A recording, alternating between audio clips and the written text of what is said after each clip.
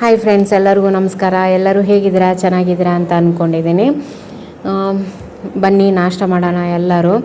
ಈಗ 10 ಗಂಟೆ ಆಗಿದೆ. 10 ಗಂಟೆಗೆ ನಾನು ನಾಷ್ಟ ಮಾಡ್ತಾಯಿದ್ದೀನಿ. ನಮ್ಮ ಮನೆಯವರು ಮತ್ತು ಮಗಳು ಇಬ್ಬರು ಸ್ಕೂಲ್ಗೆ ಹೋದರು. ಈಗ ನಾನು ನಾಷ್ಟ ಮಾಡ್ತಾ ಇರೋದು. ಆದರೆ ನಾನಿವತ್ತು ಅವ್ರಿಗೆ ಚಪಾತಿ, ಪಲ್ಯ ಮತ್ತು ಪಲಾವನ್ನು ಮಾಡಿದ್ದೆ. ನನಗದು ತಿನ್ನೋಕ್ಕೆ ಇಷ್ಟ ಇರಲಿಲ್ಲ. ಹಾಗಾಗಿ ನಮ್ಮಮ್ಮ ಒಗ್ಗರಣೆ ಮಾಡಿ ಕಳಿಸಿದ್ದಾರೆ.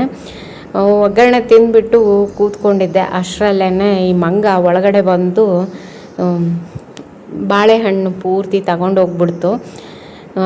ನೋಡಿ ಯಾವ ಥರ ತಿಂತಾಯಿದೆ ಅಂತ. ಇಲ್ಲಿ ಮಕ್ಕಳು ಎಷ್ಟು ಇದರಿಂದ ನೋಡ್ತಾ ಇದ್ದಾರೆ. ಅದಾದಮೇಲೆ ಬಾಗಿಲೆಲ್ಲ ನಾನು ಹಾಕ್ಕೊಂಡು ಕೂತ್ಕೊಳ್ಳೋಷ್ಟರಲ್ಲಿ ಪಾರ್ಸಲ್ ಬಂತು. ಈ ಪಾರ್ಸಲ್ ಏನಂದರೆ, ಏನಾದರೂ ನಾವು ಫ್ರಿಜ್ ಆಯಿತು, ವಾಷಿಂಗ್ ಮಷಿನ್ನು ಏನಾದರೂ ನಾವು ಇಡಬೇಕಾದ್ರೆ ಸ್ಟ್ಯಾಂಡ್ ಬೇಕು ಅಂತ ಅನ್ನಿಸ್ದಾಗ ನಾವು ಕಡಿಮೆ ದುಡ್ಡಲ್ಲಿ ನಮಗೆ ಈ ಥರ ಸ್ಟ್ಯಾಂಡ್ಗಳು ಸಿಗುತ್ತೆ. ಇದು ತುಂಬ ಚೆನ್ನಾಗಿ ಬಂದಿದೆ. ನಾನು ಫ್ರಿಜ್ ಕೆಳಗಡೆನೂ ಇಟ್ಟಿದ್ದೆ, ವಾಷಿಂಗ್ ಮಷಿನ್ ಕೆಳಗಡೆ ಇಟ್ಟಿದ್ದೀನಿ, ಆಮೇಲೆ ಶೂ ರ್ಯಾಕ್ ಕೆಳಗಡೆ ಕೂಡ ಇಟ್ಟಿದ್ದೆ. ಇದನ್ನು ತುಂಬ ಚೆನ್ನಾಗಿ ಕೆಲಸ ಮಾಡುತ್ತೆ, ಯಾವುದೇ ಥರ ಹಾಳಾಗಲ್ಲ. ಫ್ರಿಜ್ ಇಟ್ಟಿದ್ದೀವಿ ಅಂದರೆ ಅಂದ್ಕೊಳ್ಳಿ ಎಷ್ಟು ವೇಟನ್ನು ತಡ್ಕೋಬೋದು ಇದು ಅಂತ. ನಾನು ಫ್ರಿಜ್ ಕೆಳಗಡೆ ಇಟ್ಟಿರೋದನ್ನು ನಾನು ವಾಷಿಂಗ್ ಮೆಷಿನ್ ಕೆಳಗಡೆ ಇಟ್ಟಿದ್ದೆ, ಫ್ರಿಜ್ಜಿಗೆ ಇರಲಿಲ್ಲ. ಹಾಗಾಗಿ ಇದನ್ನು ಆರ್ಡ್ರ್ ಮಾಡಿದೆ. ಈಗಾಗಲೇ 2 ಸೆಟ್ ಇದೆ ನನ್ನ ಹತ್ರ. ಇದು ನೋಡಿ, ಶೂ ರ್ಯಾಕ್ ಕೆಳಗಡೆ ಇಟ್ಟಿದ್ದೀನಿ.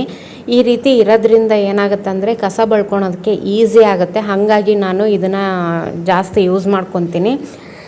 ಇದು ಒಟ್ಟು 4 ಬರುತ್ತೆ. ಆಮೇಲೆ ಇನ್ನೊಂದು ಪಾರ್ಸಲ್ ಇತ್ತು. ನಾನು ನನ್ನ ಮಗಳಿಗೆ ಸ್ಕೇಟಿಂಗ್ ಕೊಡಿಸ್ತೀನಿ ಅಂತ ಹೇಳಿದ್ದೆ. ಅವಳು ಫಸ್ಟ್ ಬಂದರೆ, ಮೊನ್ನೆ FA1 ಎಕ್ಸಾಮಲ್ಲಿ ಅವಳು ಫಸ್ಟ್ ಬಂದಿದ್ದಾಳೆ. ಹಾಗಾಗಿ ಸ್ಕೇಟಿಂಗ್ ಆರ್ಡ್ರ್ ಮಾಡಿದ್ದೆ ನಾನು. ಬಟ್ ಇದು ನೋಡೋದಕ್ಕೆ ಯಾಕೋ ದೊಡ್ಡದಾಗಿದೆ ಅಂತ ಅನ್ನಿಸ್ತಾ ಇತ್ತು. ಬಟ್ ಕ್ವಾಲಿಟಿ ವೈಸ್ ತುಂಬ ಚೆನ್ನಾಗಿದೆ. ಹೆಲ್ಮೆಟ್ ಕೂಡ ಸ್ವಲ್ಪ ದೊಡ್ಡದಾಗಿ ಅನ್ನಿಸ್ತು, ನೋಡೋಕ್ಕೆ ಚೆನ್ನಾಗಿತ್ತು. ಬಟ್ ಇದು ಅವಳಿಗೆ ಬರುತ್ತಾ ಇಲ್ವಾ ಡೌಟ್ ಇದೆ. ಅವಳು ಬಂದಮೇಲೆ ಅವಳಿಗೆ ಹಾಕಿಬಿಟ್ಟು ನೋಡಬೇಕು. ಇಲ್ಲಾಂದರೆ ಇದನ್ನು ರಿಟರ್ನ್ ಮಾಡಲೇಬೇಕು. ಯಾಕಂದರೆ ಕಾಲಿಂದ ಇದು ಬಿಚ್ಚಿ ಬಿದ್ದರೆ ಅವಳು ಬೀಳ್ತಾಳೆ, ಚೆನ್ನಾಗಿ ಅನಿಸೋದಿಲ್ಲ. ಆಮೇಲೆ ಬಿದ್ದರೆ ಮತ್ತೆ ಪೆಟ್ಟಾಗೋ ಚಾನ್ಸಸ್ ಜಾಸ್ತಿ ಈ ಸ್ಕೇಟಿಂಗಲ್ಲಿ. ಇಲ್ಲಿ ನಮ್ಮೂರಲ್ಲಿ ಏನಂದರೆ ಕಲಿಸೋಕ್ಕೂ ಯಾರೂ ಇಲ್ಲ. ಅದಕ್ಕೋಸ್ಕರ ನಾವೇ ಮನೆಯಲ್ಲಿ ಸ್ವಲ್ಪ ಅವಳಿಗೆ ಹೇಳ್ಕೊಡ್ಬೇಕು. ಅವಳಿಗೇನೋ ಆಸೆ ಇದೆ ಇದನ್ನು ಕಲಿಬೇಕು ಅನ್ನೋವಂಥದ್ದು. ಅದಕ್ಕೋಸ್ಕರ ತರಿಸಿದ್ದೀನಿ. ಹಾಗೆ ನೋಡಿ ಯಾವ ರೀತಿ ಇಟ್ಟೋಗಿದ್ದಾಳೆ ಅಂತ. ಡ್ರಾಯಿಂಗ್ ಮಾಡ್ತಾಯಿದ್ಲು ಬೆಳಿಗ್ಗೆ. ಅವನ್ನೆಲ್ಲ ಇಲ್ಲೇ ಇಟ್ಟು ಹಾಗೆ ಹೋಗಿದ್ದಾಳೆ. ಇವನ್ನೆಲ್ಲ ಎತ್ತಿಟ್ಕೋಬೇಕು. ಕೆಲಸ ಇನ್ನೂ ಬಾಕಿ ಇದೆ, ಇನ್ಮೇಲೆ ಎಲ್ಲ ಎತ್ತಿಟ್ಕೋಬೇಕು. ಆಮೇಲೆ ಮಂಗ ಬಂದಿರೋದ್ರಿಂದ ನೋಡಿ ನಾನು ಕಸನೆಲ್ಲ ಮತ್ತೆ ಒಳಗಡೆ ಎತ್ತಿಟ್ಕೊಂಡಿದ್ದೀನಿ. ಯಾಕಂದರೆ ಕಸನ ತುಂಬಾ ಹರಡಿಬಿಡುತ್ತೆ. ಆಮೇಲೆ ಕ್ಲೀನ್ ಮಾಡೋದಕ್ಕೆ ಬೇಜಾರು ಅನಿಸುತ್ತೆ. ಆಮೇಲೆ ಸೈಡಿಗೆಲ್ಲ ಗಲೀಜು ಕೂಡ ಆಗುತ್ತೆ. ಈಗ ಆಲ್ರೆಡಿ ಗಲೀಜು ಮಾಡಿದೆ ನೋಡಿ ಯಾವ ರೀತಿ ಚೆಲ್ಲಿದೆ ಅಂತ. ಈ ರೀತಿ ಎಲ್ಲ ಚೆಲ್ಲಪಿಲ್ಲಿ ಮಾಡಿ ಹಾಳು ಮಾಡಿಬಿಟ್ಟಿರುತ್ತೆ. ಕ್ಲೀನ್ ಮಾಡೋದು ಸ್ವಲ್ಪ ಕಷ್ಟ ಅನಿಸುತ್ತೆ. ಇಲ್ಲಿ ನೋಡಿ, ಸ್ಕೂಲಲ್ಲಿ ಇವತ್ತು ಡ್ಯಾನ್ಸು ಆಮೇಲೆ ಆಟಗಳನ್ನು ಆಡಿಸ್ತಾಯಿದ್ರು ಇಂಡಿಪೆಂಡೆನ್ಸ್ ಡೇಗೆ. ಆ ಟೈಮಲ್ಲಿ ಅವ್ರಿಗೆ ಪ್ರೈಸ್ ಕೊಡಬೇಕು ಅಂತ ತುಂಬಾ ಖುಷಿ ಅನಿಸುತ್ತೆ. ನನ್ನ ಮಗಳು ಇಲ್ಲದೆ ಇರಬೇಕಾದ್ರೆ ನಾನು ಇಲ್ಲಿ ಟೈಮ್ ಪಾಸ್ ಮಾಡ್ತೀನಿ. ಹಾಗೆ ಈ ಬಾಲ್ಕನಿನಲ್ಲೂ ಕೂಡ ನೋಡಿ ಯಾವ ರೀತಿ ಮಾಡಿದೆ ಅಂತ. ಇದನ್ನು ಕ್ಲೀನ್ ಮಾಡೋದೇ ಬೇಜಾರಾಗುತ್ತೆ.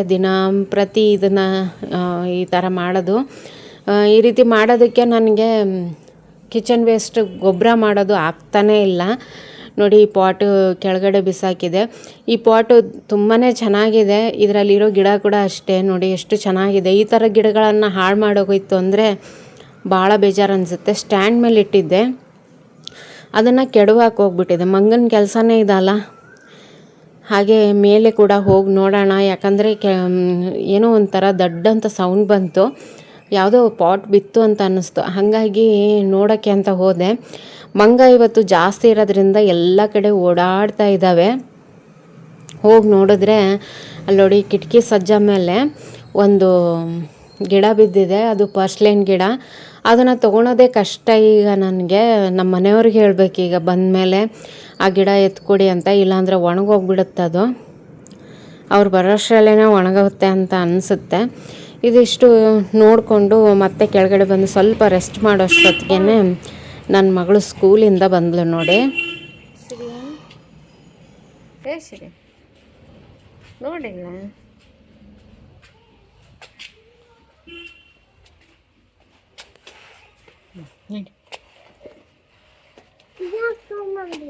ಮಳೆ ಬರಕತ್ತಿತ್ತು ಅದಕ್ಕೆ.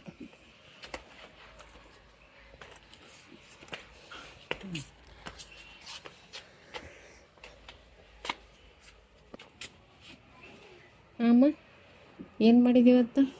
ನಡಿ.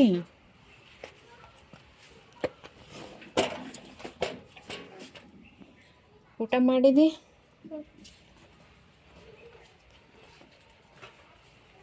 ಚಪ್ಪಲ್ ಇಲ್ಲೇ ಬಿಡು.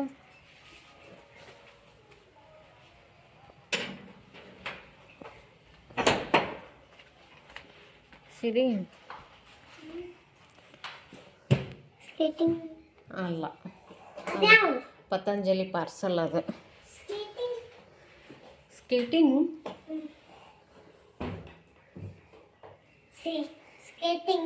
ಅಲ್ಲಮ್ಮ, ಪತಂಜಲಿ ಪಾರ್ಸಲ್ ಅದು. ಅಪ್ಪ ಬಂದಿಂದ ಓಪನ್ ಮಾಡ್ತಾನೆ. ನೀ ಅದು ಕಸ್ಬರ್ಗಿ ಇಲ್ಲಿಡು. ಇಲ್ಲಿ ಬಾ, ಕಸ್ಬರ್ಗಿದಿಡು. ಮೊದಲು ನೀನು ಬ್ಯಾಗ್ ತೆಗೆದು ಫ್ರೆಶ್ ಆಗು. ಇದು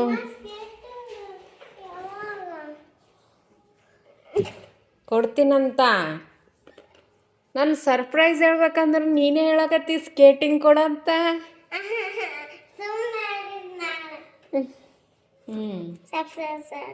ಊಟ ಮಾಡಿ ಅಲ್ಲೆಲ್ಲ ತೊಳೆಯಾಕಿಡ. ನಿನ್ನ ಬ್ಯಾಗ್ ಎಲ್ಲಿಡ್ಬೇಕಲ್ಲಿ ಇಡಮ್ಮ.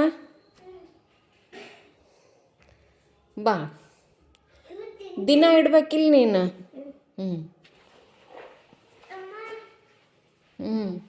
ಇಡು.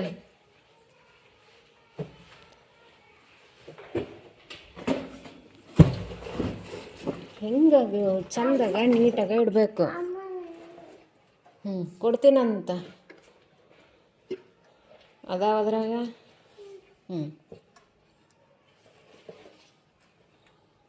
ಕುಡಿ.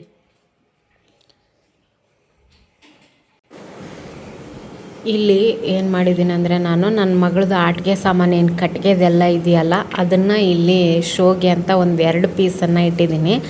ನೋಡೋದಕ್ಕೆ ಚೆನ್ನಾಗಿ ಅನಿಸುತ್ತೆ. ಕೆಳಗಡೆ ಒಂಥರ ಗ್ರೀನ್ ಹುಲ್ಲು, ಈ ರೀತಿ ಆಟಿಕೆ ಸಾಮಾನುಗಳು, ಶಂಖ ಅದು. ಫ್ರೆಶ್ ಆಗಿ ಬಾ, ಹೋಗಿ.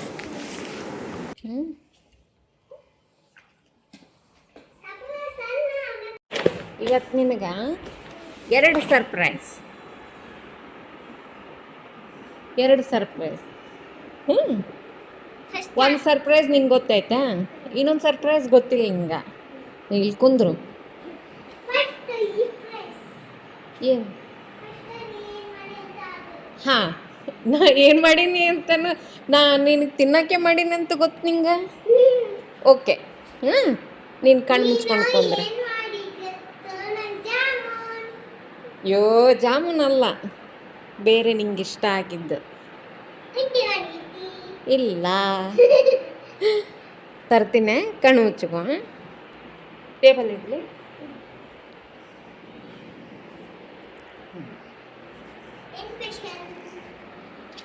ನೀನು ನಿನ್ನೆ ಯಪ್ಪ ಸರಿ ಇಡು. ಕಣ್ಮುಚ್ಚು.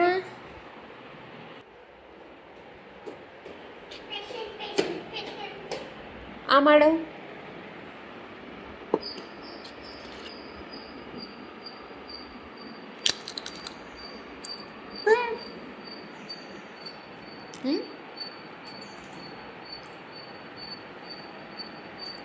ತಿನ್ನು.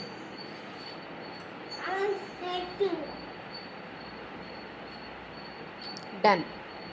ತಿನ್ನು. ನೋಡಿ, ನನ್ನ ಮಗಳಿಗೆ ನಾನು ಸ್ಕೇಟಿಂಗ್ ತೊಗೊಂಡು ಇಲ್ಲಿಟ್ಟಿದ್ದೀನಿ. ಅವಳಿಗೆ ಸರ್ಪ್ರೈಸ್ ಅಂತ ಹೇಳಿದ್ದೆ, ಬಟ್ ಅವಳು ಇದನ್ನು ವೇಟ್ ಮಾಡ್ತಾ ಇದ್ಲಲ್ಲ, ಹಂಗಾಗಿ ಅವಳು ಇವತ್ತು ಬಂದಿರ್ಬೋದು ಅಂತ ಹೇಳಿ ಅಂದಾಜು ಹಾಕಿ ಕೇಳ್ತಾಯಿದ್ಲು. ಸ್ಕೂಲಿಂದ ಬರೋಷ್ಟರಲ್ಲೇ, ಬಸ್ಸಿಂದ ಇಳಿದ ತಕ್ಷಣ ಕೇಳ್ತಾಯಿದ್ಲು. ಅವಳಿಗೆ ಸರ್ಪ್ರೈಸ್ ಅಂದರೆ ಇಷ್ಟ. ಸರಿ, ಕಣ್ಮುಚ್ಚು. ಸರ್ಪ್ರೈಸ್ ಗೊತ್ತೈತಿ, ಆದರೂ ಕೂಡ ಏನಂದ್ರೆ ಸರ್ಪ್ರೈಸ್ ಅನ್ಬೇಕು ನಾವು, ಅಲ್ಲ? ನೋಡಿ, ತೆಗಿ ನೋಡು ಏನೇನೈತಿ.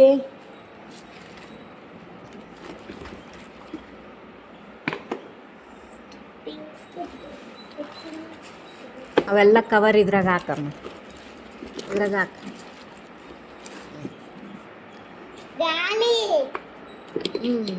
ನೀವೆಲ್ಲ ಬೇಡಿದ್ದು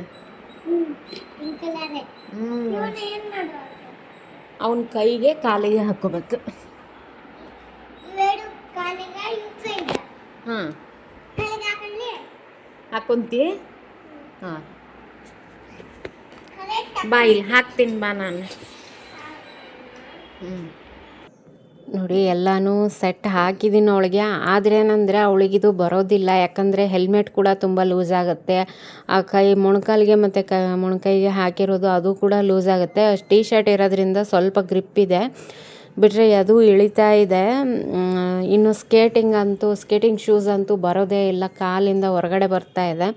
ಈ ರೀತಿ ಇರಬಾರ್ದು, ಸ್ವಲ್ಪ ಕರೆಕ್ಟಾಗಿ ಅವ್ರ ಸೈಜ್ಗೆ ಇರಬೇಕು, ಅಂದರೆ ಮಾತ್ರ ಇದು. ನಾನು ಅಡ್ಜಸ್ಟೇಬಲ್ ಇದೆ ಅಂತ ಹೇಳಿ ತರಿಸ್ದೆ, ಬಟ್ ಅದು ಅಡ್ಜಸ್ಟೇಬಲ್ ಇರೋದೇ ಏನಂದರೆ ಚಿಕ್ಕದಿದೆ. ಇದು ಇನ್ನೂ ಅಡ್ಜಸ್ಟ್ ಮಾಡೋಕ್ಕಾಗಲ್ಲ. ನಾನು ಅವಳು ಬಂದಮೇಲೆ ಇದನ್ನು ಚೆಕ್ ಮಾಡಿ ನೋಡಿದೆ, ಅವಳು ಸೈಜಿಗೆ ಮಾಡೋಣ ಅಂತ ಬರೋದಿಲ್ಲ. ಇದೇ ಲಾಸ್ಟ್ ಸೈಜು, ಅದರಲ್ಲೂ ಕೂಡ ಅವಳಿಗೆ ಲೂಸ್ ಆಗುತ್ತೆ. ಇದು ವಾಪಸ್ ಕೊಡಬೇಕು. ಹಾಗಾಗಿ ಎತ್ತಿಟ್ಕೊಂಡೆ ನಾನು. ಬಟ್ ಅವಳು ತುಂಬಾ ಖುಷಿಯಾಗಿದ್ಲು. ನನಗದನ್ನು ಅವಳು ಖುಷಿಯಾಗಿದ್ದ ಮೇಲೆ ನಾನು ಅವಳಿಗೆ ರಿಟರ್ನ್ ಮಾಡೋಣ ಅಂತ ಹೇಳಿದಾಗ ಸ್ವಲ್ಪ ಬೇಜಾರಾಯಿತು ಅವಳಿಗೆ. ಯಾಕಂದರೆ ಇರಲಿ ಬಿಡಮ್ಮ, ನಾನು ಹಂಗೆ ಆಡ್ಕೊತೀನಿ ಅಂತ ಹೇಳ್ತಾ ಇದ್ಲು. ಹಾಗೆ ಆಡ್ಕೊಳಕ್ಕೂ ಬರಲ್ಲ ಇದು, ಯಾಕಂದರೆ ಅವಳು ಬಿದ್ದರೆ ಪೆಟ್ಟಾಗೋದಂತೂ ಖಂಡಿತ. ಅವಳು ನೋಡಿ ಅವಳ ಮುಖದಲ್ಲಿ ಎಷ್ಟು ಖುಷಿ ಇದೆ ಅಂತ ನನಗೆ ಇವತ್ತು ಬೇಜಾರು ಅನ್ನಿಸ್ತು. ನಮ್ಮೂರಲ್ಲಿ ಈ ಥರದ್ದೆಲ್ಲ ಸಿಗಲ್ಲ, ಅದಕ್ಕೆ ನಾನು ಆನ್ಲೈನಲ್ಲಿ ಆರ್ಡ್ರ್ ಮಾಡಿದ್ದು. ಇಲ್ಲಾಂದರೆ ಊರಲ್ಲೇ ತೊಗೊಂಡ್ಬಿಡ್ತಿದ್ದೆ ನಾನು.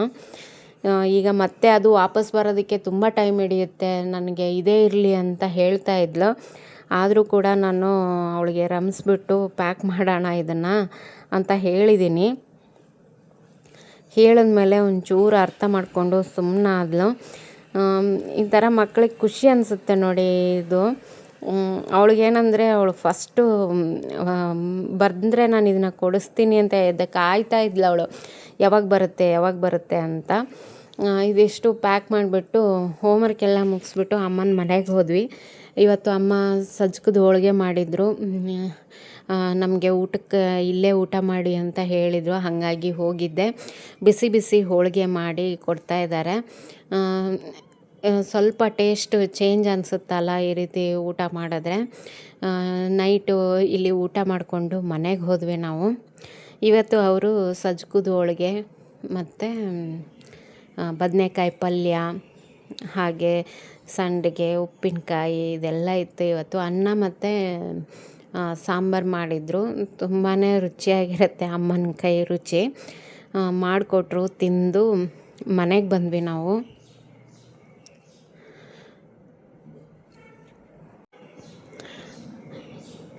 ನನ್ನ ಮಗಳು ಕೂಡ ಇಲ್ಲೇ ಊಟ ಮಾಡಿದ್ಲು. ಅವಳು ಯೂಶ್ವಲಿ ನಮ್ಮ ಅಮ್ಮನ ಮನೆಯಲ್ಲೇ ಊಟ ಮಾಡೋದು ರಾತ್ರಿ ಟೈಮಲ್ಲಿ. ಈ ಸಜ್ಕದ ಹೋಳಿಗೆ ತುಂಬ ಚೆನ್ನಾಗಿರುತ್ತೆ ಫ್ರೆಂಡ್ಸ್. ಆಮೇಲೆ ಹೆಲ್ತ್ಗೂ ಒಳ್ಳೆಯದು ಇದು. ಕಡಲೆಬೇಳೆ ಹೋಳಿಗೆ ಏನಾಗುತ್ತೆ, ಕೆಲವೊಮ್ಮೆ ಗ್ಯಾಸ್ಟ್ರಿಕ್ ಆಗುತ್ತೆ, ವಾತ ಬರುತ್ತೆ. ಆದರೆ ಈ ಸಜ್ಕದ ಹೋಳಿಗೆಗೆ ಏನೂ ಸಮಸ್ಯೆ ಆಗಲ್ಲ, ತುಂಬಾ ಹೆಲ್ದಿಯಾಗಿರೋವಂಥದ್ದು. ಅದರಲ್ಲೂ ಗೋಧಿ ರವೆಯಿಂದ ಮಾಡಿರುವಂಥದ್ದು ಇದು. ತುಂಬ ಚೆನ್ನಾಗಿ ರುಚಿಯಾಗಿರುತ್ತೆ, ತಿನ್ನೋದಕ್ಕೂ ಹದ ಅನಿಸುತ್ತೆ, ಹೊಟ್ಟೆ ಕೆಡೋದಿಲ್ಲ. ಇದನ್ನು ತಿಂದರೆ ತುಂಬ ಈಸಿಯಾಗೂ ಕೂಡ ಮಾಡ್ಬೋದು. ಸಜ್ಕ ಮಾಡಿಬಿಟ್ಟು ನಾವು ಹಿಟ್ಟನ್ನು ಕಲಿಸ್ಬಿಟ್ಟಿದ್ರೆ ಮುಗ್ದೋಯ್ತು. ನೀವು ಇದನ್ನು ಈಸಿಯಾಗಿ ಮಾಡ್ಕೋಬೋದು ನೋಡಿ. ಇದು ಇವತ್ತಿನ ಒಂದು ಥಾಲಿ ಅಂತಲೇ ಹೇಳ್ಬೋದು. ಈ ಬ್ಲಾಗನ್ನು ನಾನು ಇಲ್ಲಿಗೆ ಮುಗಿಸ್ತಾ ಇದ್ದೀನಿ. ಈ ವಿಡಿಯೋ ಇಷ್ಟ ಆದರೆ ಒಂದು ಲೈಕ್ ಮಾಡಿ, ಹಾಗೆ ಇನ್ನೂ ತನಕ ನನ್ನ ಚಾನಲ್ ಸಬ್ಸ್ಕ್ರೈಬ್ ಮಾಡ್ಕೊಂಡಿಲ್ಲ ಅಂದರೆ ದಯವಿಟ್ಟು ಸಬ್ಸ್ಕ್ರೈಬ್ ಮಾಡಿಕೊಂಡು ವಿಡಿಯೋಗಳನ್ನು ನೋಡಿ ಸಪೋರ್ಟ್ ಮಾಡಿ ಅಂತ ಹೇಳ್ತೀನಿ. Thank you friends, bye.